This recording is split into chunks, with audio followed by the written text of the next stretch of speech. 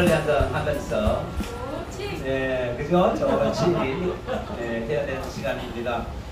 오늘 9번째 강의 1990년대 노동운동에 대해서 얘기하실 전문 강사님을 소개해드리도록 하겠습니다. 반갑습니다.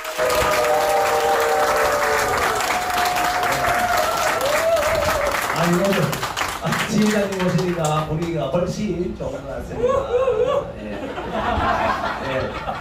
우리가 80년도를 생각하면 제일 먼저 생각나는 게 뭐죠?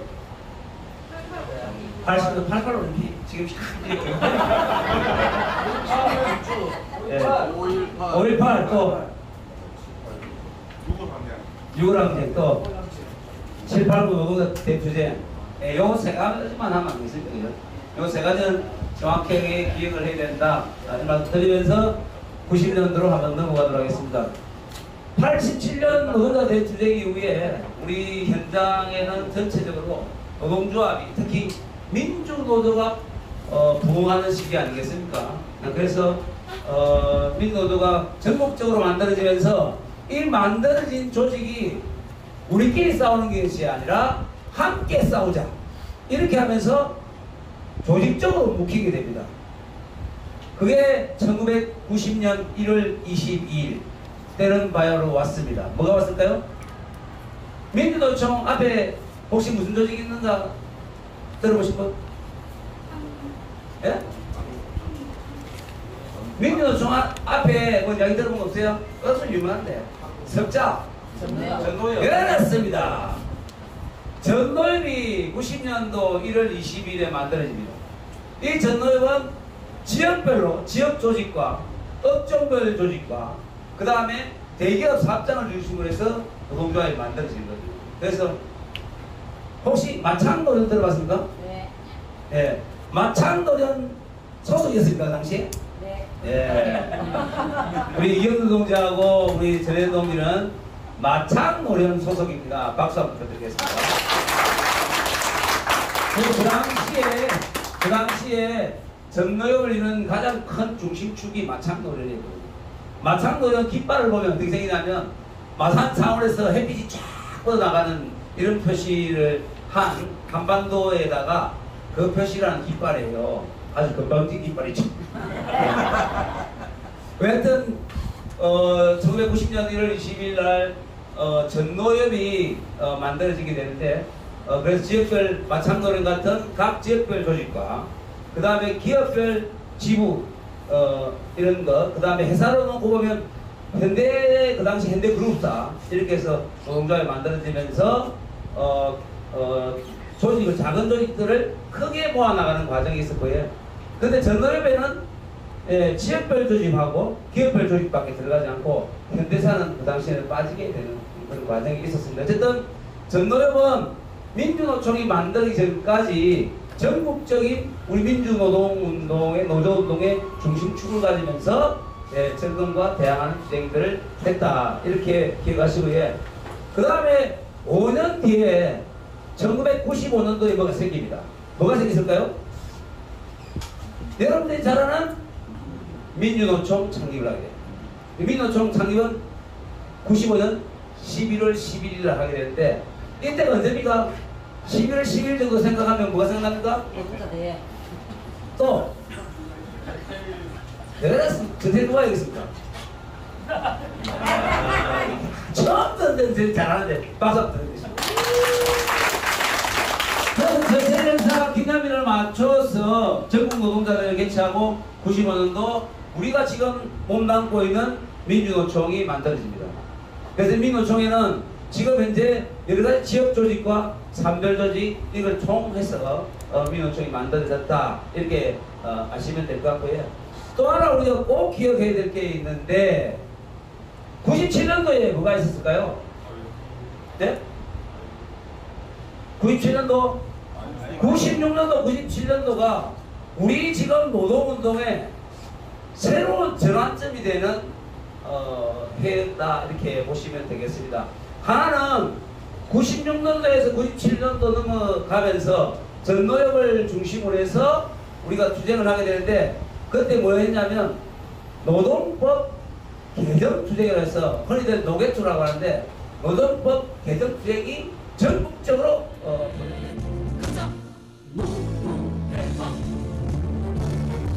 동지 여러분, 오늘 우리의 투쟁을 막기 위해서 거리를 막았습니다. 거리를 막는다고 우리의 투쟁이 멈춰질 수 있는 건 아닙니다. 거리를 막는다고 우리 주체가 무산되지 않습니다. 우리의 투쟁은 싸울 때는 우리 가슴입니다. 우리 가슴 속에서는 영광로와 같은 분노의 항쟁이 있기 때문에, 영광로와 같은 싸움이 일어나기 때문에 자신은 결코 우리의 싸움을 중단시킬 수 없습니다. 동지 여러분, 시골 총파 프로에서 아니 우리의 싸움의 승기를 굽을 때까지 아무리 적임이 강하더라도 굽히지 않고 투쟁을 대선으로 나갑시다. 동지 여러분, 투쟁밖에 없습니다. 총투쟁으로 나갑시다. 고맙습니다.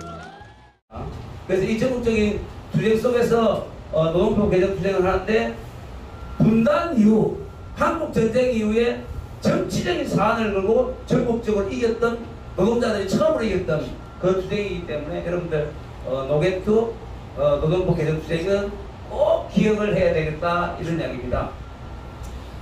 그래서 인담을 좀 하면, 전노엽 초대 의장이 누구죠? 지장님? 뭡니까? 감병호 위원장이라고 혹시 봤습니까? 머리는 좀 길고, 예.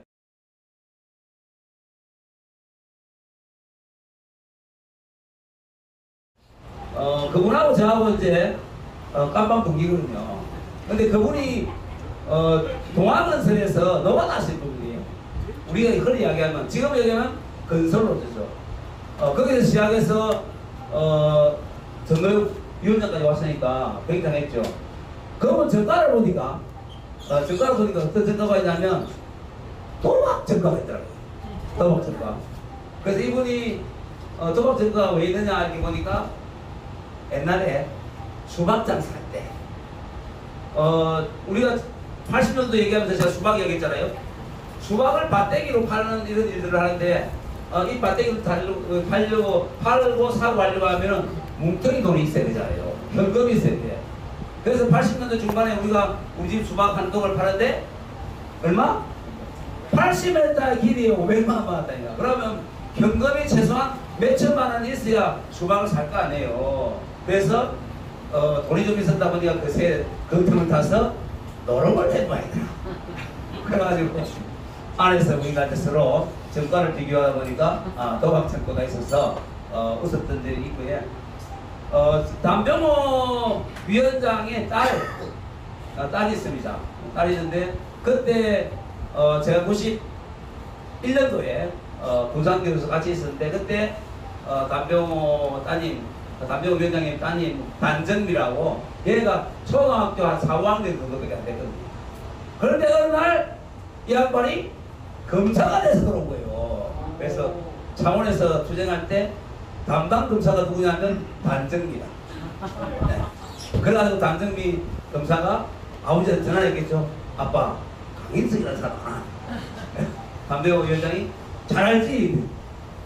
그러니까 담병호 위원장 따님께서 사건을 딴 사람한테 밀어줬습니다. 감당을 안 하더라고요. 네. 담병호 위원장과 관련된 이야기고, 담병호 위원장님은 그 이후에도 전노엽 정신, 노동운동 정신, 이것을 가장 잘 실현했던 그런 분이다, 이렇게 생각하시면 될 것 같고요. 지금은 아마 제가 알기로는 서울에서 노동자를 교육하는 기관에서 일을 하고 있는 것으로 현재 알고 있습니다. 그렇고요. 어쨌든 96년도에 우리 노동자들이 노동법 개정 투쟁을 하는데, 그 당시에만 해도 이제 지난 시간에도 말씀드렸지만, 우리 노동자들의 투쟁과 요구가 그냥 현장 내에서 임금 인상과 어떤 노동 조건을 개선하기 위한 이런 투쟁만 하는 것이 아니고, 노동자들이 차츰 현장 내 투쟁과 현장 밖 투쟁, 정치적 요구를 가지고 투쟁을 하게 된다, 이런 이야기죠. 그래서 왜냐하면 노동법이라고 하는 것이 이름도 노동법 개정 투쟁이지만, 노동법 안에 우리 노동자들에게 이로운 법을 만들겠습니까? 불리한 것을 만들겠습니까? 당연히 굉장히 불리한 것을 많이 만들겠죠. 그러면서 노동법 개정 투쟁을 하게 되고요. 그 당시 전국적으로 전업에 소속되어 있는 조합원들이 그 당시에 한 20만 명이 넘은 것으로 기억합니다. 그래서 그런 동지들이 전국적으로 파업하고 투쟁하고 그리고 서울의 명동성당을 중심으로 투쟁하면서 이 투쟁에 설계를 한단 말입니다.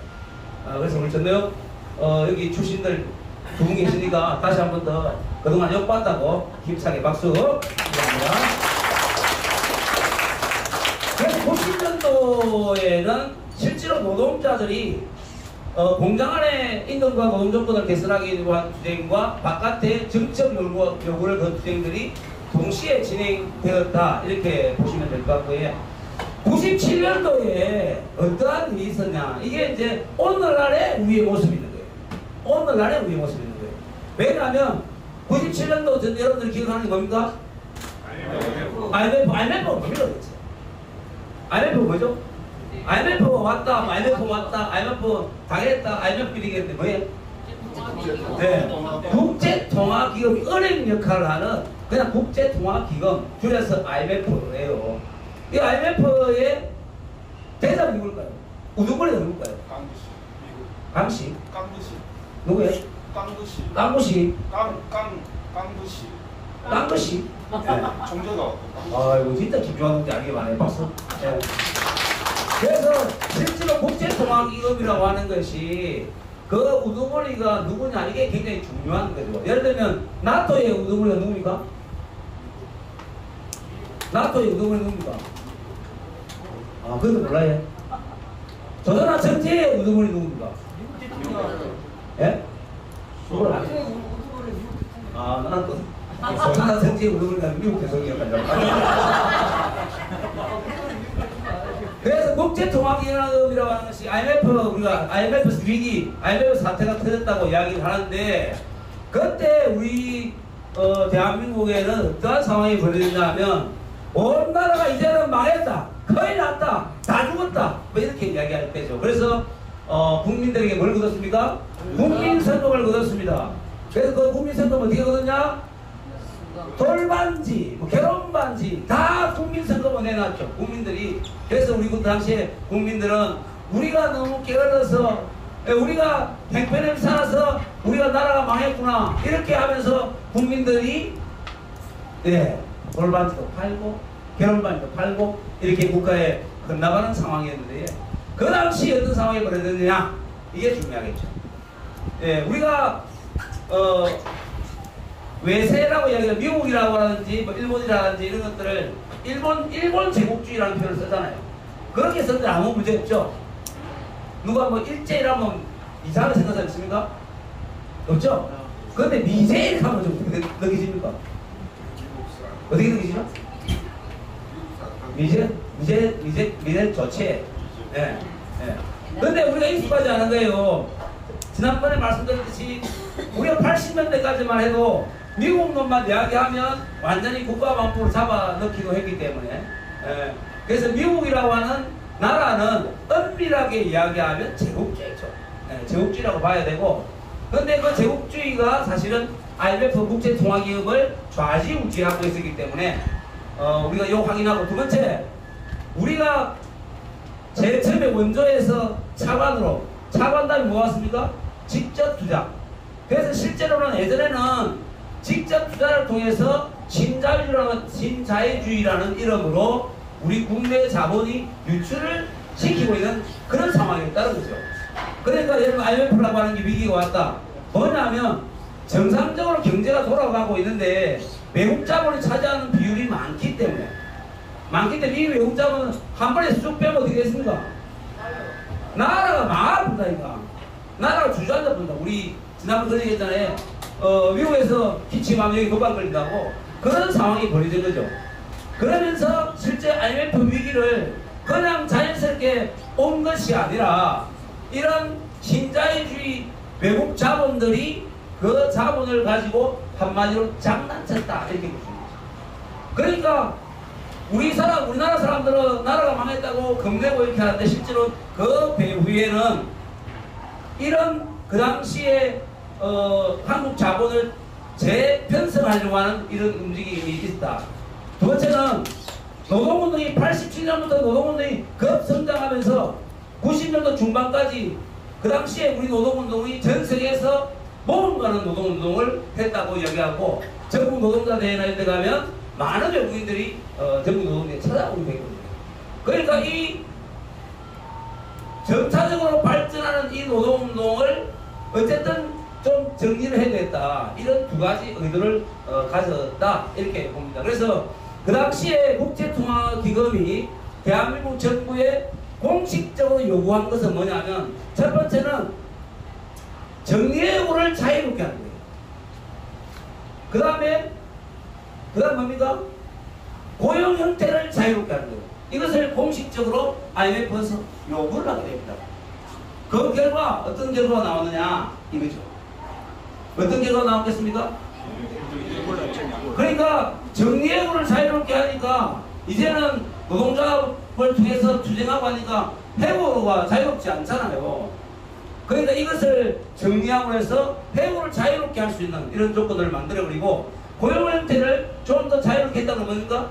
정규직과 비정규직이라고 하는 것을 만들게 되고 그게 지금까지 현재까지 이어오고 있는 것이다. 이렇게 생각하시면 되겠습니다. 이해되십니까? 예. 그래서 그 당시에는 언론상의 표현은 어떻게 되냐면 노동시장의 유연화. 이 말이 무슨 말인지 모르겠잖아요. 노동시장의 유연화? 듣기에는 좀 좋은 말같이 들리지만 이 유연화가 뭘까? 그 안에 들어가 보니까 본질은 정리해고를 자유롭게 하고 근로시간을 배정하고 그 다음에 고용 형태도 자유롭게 할 수 있는 그런 것을 법안을 만들게 된다 이겁니다. 90년 이후에. 그래서 실제로 지금 현재 오늘날 우리 조선업종 노동자들이 이렇게 힘들게 투쟁하는 것도 97년으로부터 시작하는 것이다. 대한민국 1000만 비정규직 노동자들이 현재 고통을 당하고 있는 이유도 그때로부터 시작한다 이겁니다. 맞죠? 97년도 이전에는 비정규직이라는 말이 있었습니까? 없었잖아요. 그래서 IMF 위기 이후에 본격적으로 여러가지 형태 뭐 간접고용, 뭐 특수고용 노동자 그 다음에 시간제, 기간제 이런 것들이 나오면서 실제 오늘날 비정규직 문제가 발생했다 이렇게 이야기할 수 있는 겁니다. 맞죠? 이해됐죠? 네, 그런 상황이었다는 거죠. 그러다 보니까 그때부터 어떤 문제가 발생하게 되겠습니까? 그동안에 노동운동이 급성장하는 노동운동이 갑자기 내리막길을 가게 됩니다. 내리막길을 가게 되고 어떤 문제가 발생하냐면 이런 일이 있었습니다. 현대자동차에서 처음으로 발생한 문제 중에 하나인데 비정규직 노동자들이 현대자동차 우리 정조합원 지금 우리로 치면 정규직 조합원 대의원대를 하는데 무릎을 꿇습니다. 무릎 꿇고 비정규직 문제 같이 해결하자고 하는데 우리 정규직 노동자들이 외면하고 들어갑니다. 그런 상황까지 벌어지게 되고 당시에 전노협은 이런 이 신자유주의 정책에 대한 본질을 제대로 알지 못함으로 인해서 어떤 문제가 생기냐면 IMF에서 요구하는 게 노동시장 유연하고 또 다른 게 무엇이냐면 재벌개혁. 그러니까 노동운동하는 사람 입장에서 보면 악덕 재벌에 대해서 굉장히 많이 당해왔잖아요. 그렇잖아요. 현대재벌이든 삼성재벌이야 지금까지 우리가 고통받고 있지만 기타 여러 재벌들 속에서 노동운동이 제약을 받고 타락을 받다 보니까 IMF에서 재벌 개혁을 요구하니까 야 이거 좀 이렇게 좋은 거 아니냐 여기에 홀빡 쏘아버리죠. 노동운동이. 그러면서 실제로 전날 같은 경우도 재벌 개혁을 가지고 투쟁을 하게 되거든요. 그러니까 재벌 개혁이라고 하는 투쟁 과제가 우리 노동운동의 과제이기도 하지만 IMF의 요구이기도 하니까 이게 맞아떨어진 거죠. 그러니까 어떻게 되겠습니까? 정규직 노동자들을 중심으로 한 전노협은 IMF 요구를 그대로 들어서 투쟁하는 것처럼 되었다는 거죠.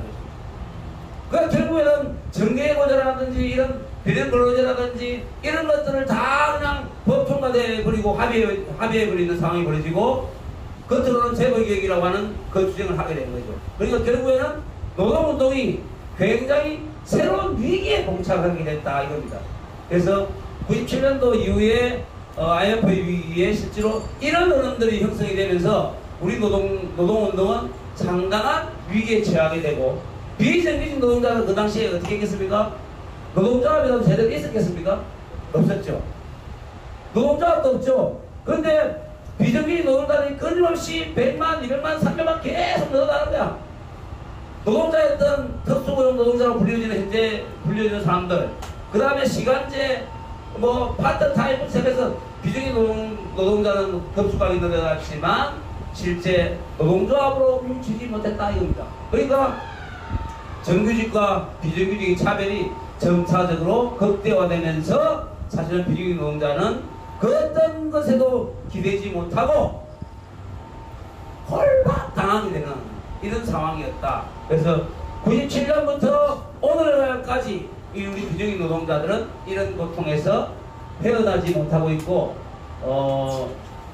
90년도 후반부터 특히 2010년 정도 되면서 비정규직 노동자들이 자체적인 자기 조직을 하게 되고, 오늘날은 민노총 110만 정도 중에 민노총 비정규직 노동자들이 정확한 통계는 모르지만 제가 최근 들어 30만이 넘는 것을 걸로 30% 이상은 좀 되는 것으로 알고 있습니다. 그래서 이제 노동운동이라고 하는 것이 정규직 노동자들의 노동조합이라고 하는 것은 일정한 한계에 도달했고, 기후에 노동조합 운동은 비정규직 노동자를 중심으로 갈 수밖에 없다.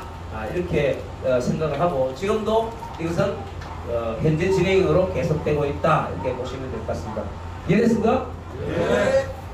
그리고 이제 민노총이, 전노협이, 민노총이 이제 새로운 방향을 좀 틀게 돼요. 새로운 방향을 트는 것은 뭐냐면, 이제는 우리 노동조합이 실제로 96년, 97년 노동법 개혁 투쟁을 하면서 실제로 노동조합이 정치 투쟁을 한 것이기 때문에 민주노총은 이후에 우리 노동조합 운동의 발전을, 전망을 두 가지로 봤습니다. 하나는 뭐냐면 노동자들의 정치 세력화, 또 한쪽 방향은 산별노조, 이 두 방향으로 노동운동의 새로운 좌표가 마련되고, 민노총 95년도 이후에는 요 두 가지 큰 방향에서 우리가 노동운동이 진행된다. 이렇게 보시면 될 것 같고요. 정치 세력화가 뭐죠? 노동자가 정치 세력화한다는 말은 무슨 말입니까? 정치에 참여한다. 예. 기득권 정치를 떠나서 제도권으로 들어가서 정치를 한다. 예. 비슷한 이야기죠. 노동자가 정치 세력화 한다는 것은 노동자가 뭔가 정치 집단을 만든다고 하는 것이고, 정치 집단의 최고 형태는 뭐죠? 정치 집단의 최고 형태는 뭐? 정당. 그렇죠. 정당. 그래서 민주노총이 공식적으로 우리가 합법적인 정당을 지향하면서 정치 세력화로 한 방향으로 가게 되고요. 또 한편은 산별노조라고 하는 것이, 금속노조는 산별노조 맞습니까? 맞습니까? 네. 우리 산별노조 중에 가장 먼저 만들어진 산별노조가 어디인 것 같습니까? 보건노조입니다. 병원을 중심으로 산별노조를 가장 먼저 꾸리게 되고, 우리 금속노조는 언제 산별노조로 전환됐습니까?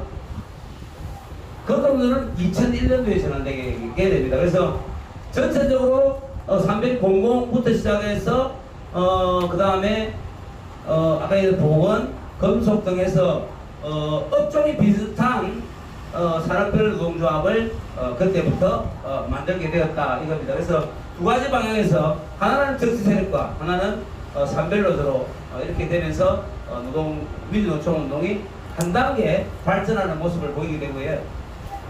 정치 세력화라고 하는 것은 지금은 우리가 진보정당이라고 하는 것이 민주노총에 공식적으로 인정한 정당은 4개 정당밖에 없지만, 그 당시에는 97년도에 부터 시작해서 국민승리 21이라고 하나 만들게 됩니다. 그래서 정당의 이름이 국민승리 21이었는데, 거기서부터 출발해가지고 2000년도 민주노동당을 만들 때까지 해서 정치 세력화를 이렇게 진행했던 그런 과정이 있었고요.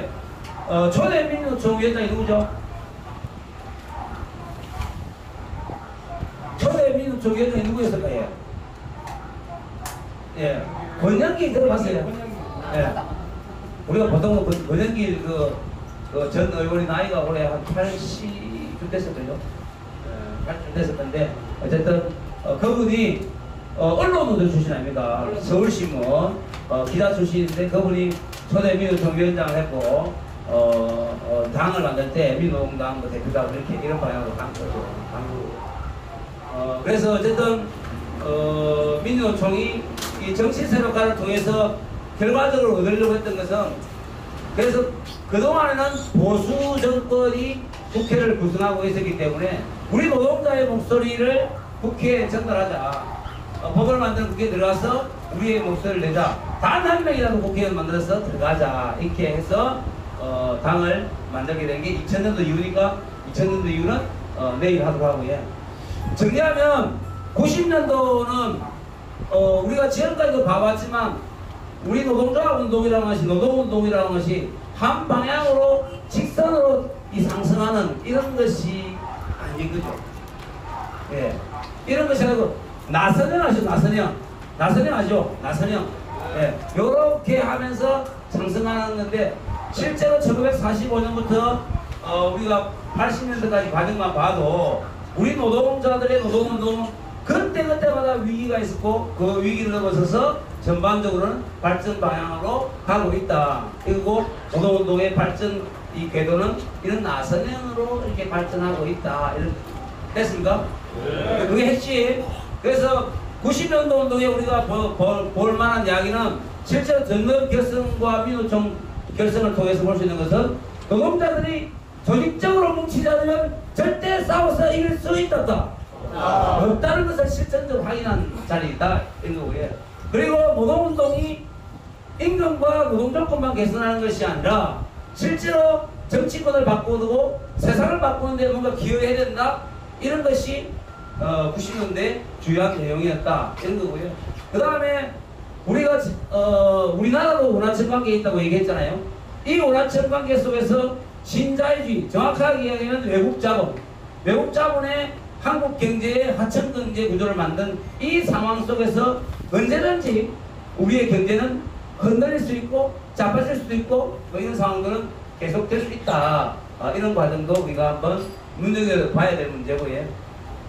그리고 또 하나는 노동자 정치세력화라고 하는 것이 그때부터 시작됐고 지금도 끊임없이 노력하고 있다. 이렇게 보시면 될 것 같습니다.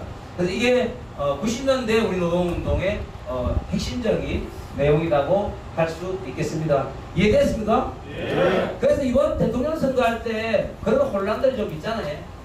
우리가 민노총이 공식적으로 정한 정당이 있고 또 그러다 보니까 사실 우리 조합원 내부에도 그런 분들 계셔요. 예를 들면 이제 자기는 국민의힘을 지지하는 분도 있어요.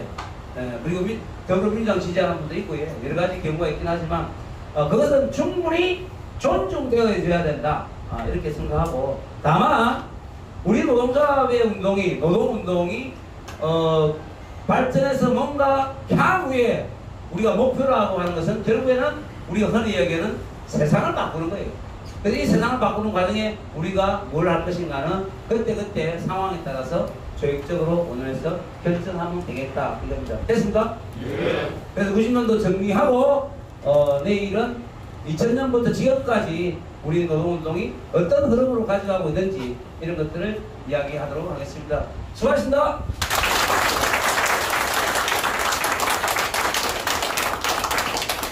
오늘 완전 따로요.